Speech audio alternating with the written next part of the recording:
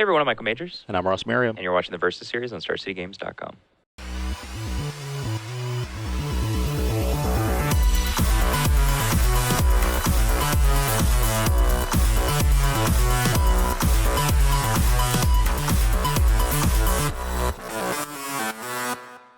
All right, today in the Versus series, we're showing off some new Eldritch Moon decks still. Over on my side, kind of a my old love. I have a demonic. Yeah. Does that mean you've moved on, or the flame is dimmed to an ember? I don't really know. I don't know how that saying would go here. I like demonic pact. Okay, it's basically what I'm trying to say. I don't think the flame ever died. It's been there. It's been simmering. Yeah, I keep trying, and I kind of gave up when it was appropriate, but I'm going to try again. Yeah, you might have better ingredients for the stew this time around. Yeah, so as most of you all know, because the art on Harmless offering is adorable, there is a donate Just in slap standard a now. on anything, and everyone goes crazy. Yeah, sure. Just add cats. It's fun. But basically that allows you to get Demonic Pact down to Doomsday and then give it to your opponent and they lose instantly, assuming it makes it to their upkeep, I should say. But basically I'm playing like a pretty bare bones like Grixis control deck with that combo. Playing one Harmless Offering and one Goblin Dark Dwellers and basically a blue-black control deck other than his 2 red cards. So this is kind of like my first take at it. Not a big fan of like seeing these lists. A lot of people have written about this interaction with like, 2 or 3 Harmless Offerings and a bunch of ways to try to like turbo combo your opponent. But I have like 3 Dark Petitions, just trying to like, tutor for Harmless Offering when I'm ready to kill my opponent, generate some advantage, kill their creatures, play some discard spells. I am actually like pretty win condition light in that regard. I can basically like Harmless Offering my opponent and Jace Emblem them and beat them down with 1 Goblin Dark Dwellers. And 1 Wandering Fumarole. I think I cut that actually. Oh. Yeah. There was a Fumarole in our list. Yeah, my mana base was really bad. And then I think I fixed it a little bit, but it's probably still pretty bad. Yeah, I think if the combo worked in such a way that you could get to 7 mana and just play both halves and win the game that way, then you could build a list more towards the combo end of the spectrum. Sure. Where you just have multiple copies of both pieces and you just find them and kill them. But you actually have to hang on for like 3 turns. Or yeah. Whatever. Then you can't sit there with 2 Harmless Offerings in your hand while your opponent kills you. That's just embarrassing. Right. So we'll see how it goes.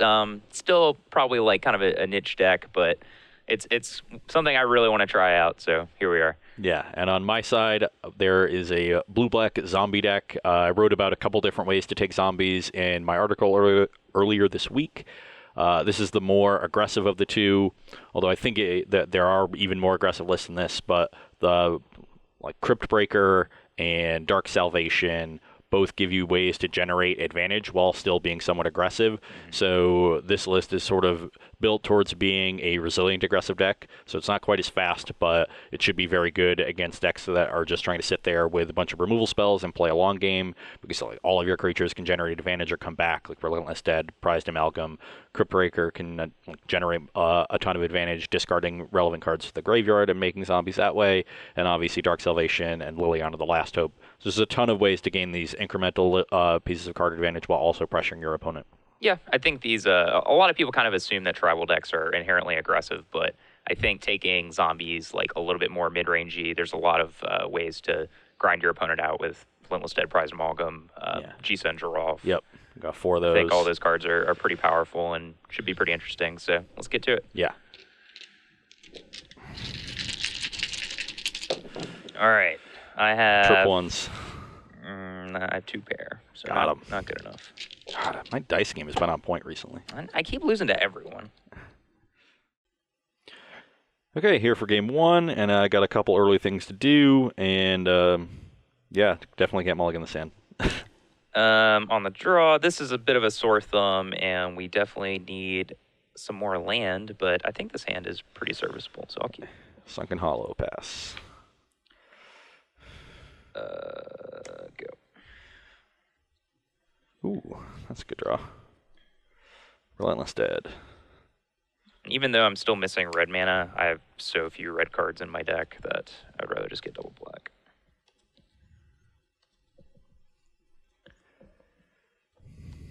I need to... That's pretty awkward. I need to read this card. If I just kill it, it's just gone for good, right? Yeah. Okay.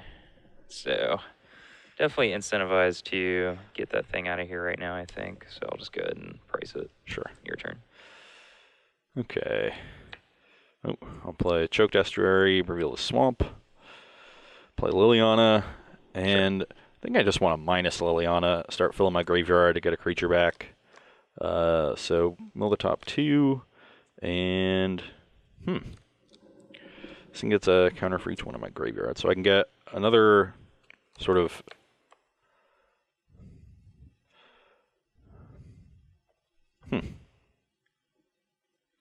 Yeah, got a few nice options there. Yeah, I think with the amount of removal in your deck, though, I'd rather just get back Relentless Dead. Sure. You can go.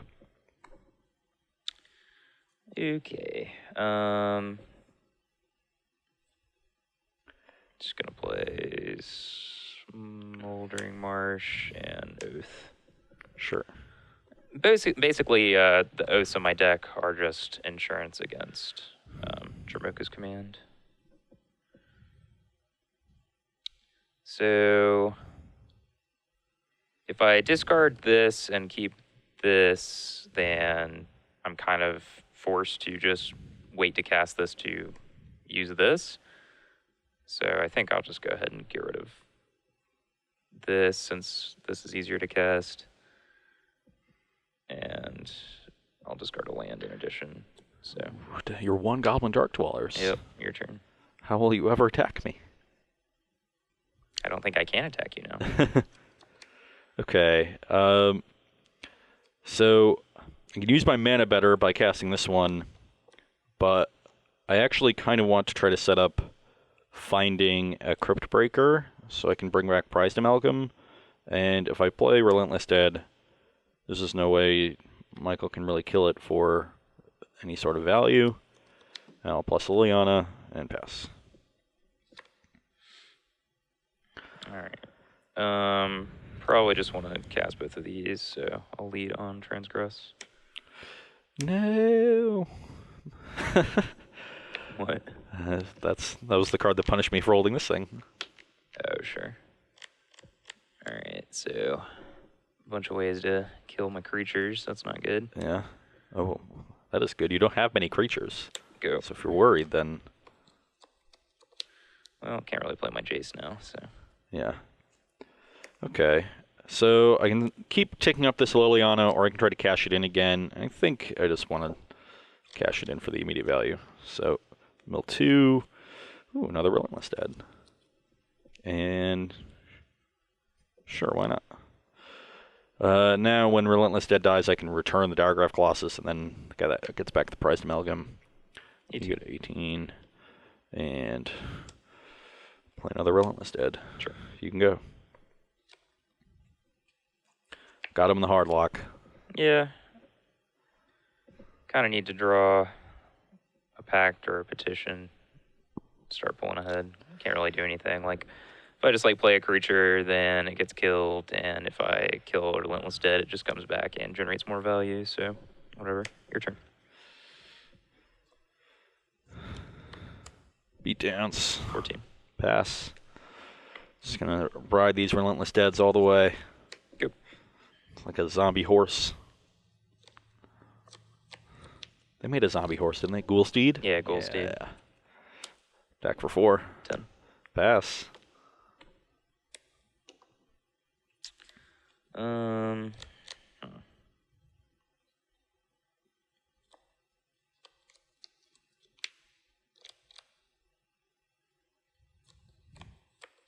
Yep, still nothing I can really do. Go. Bash for 4. 6. You can go. I was sort of joking when I said I was going to ride these the entire way, but now Well, I mean, they're very good against spot removal. Yep. I just assumed a Dark Petition would come down, or Demonic Pact would come down and do some cool stuff. Yeah, I haven't drawn any of those. Just have spot removal spells in my hand. Don't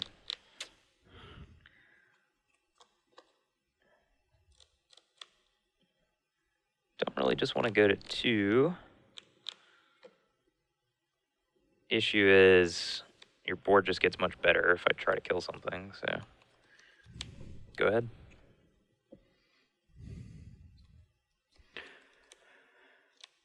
Okay.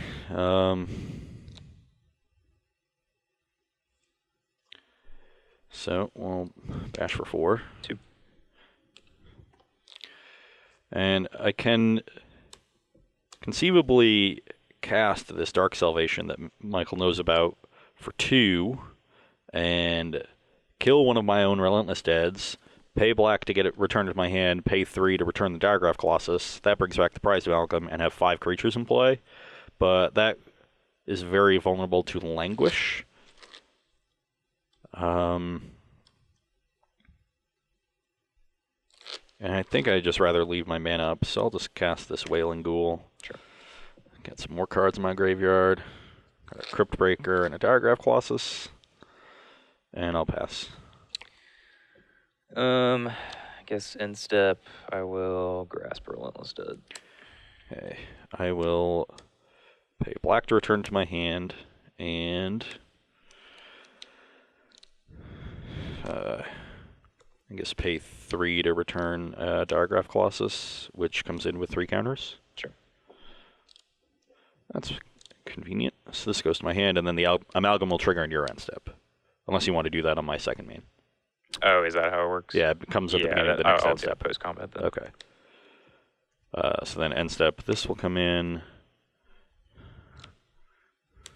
All right. So Languish does let me survive, but I'm dead.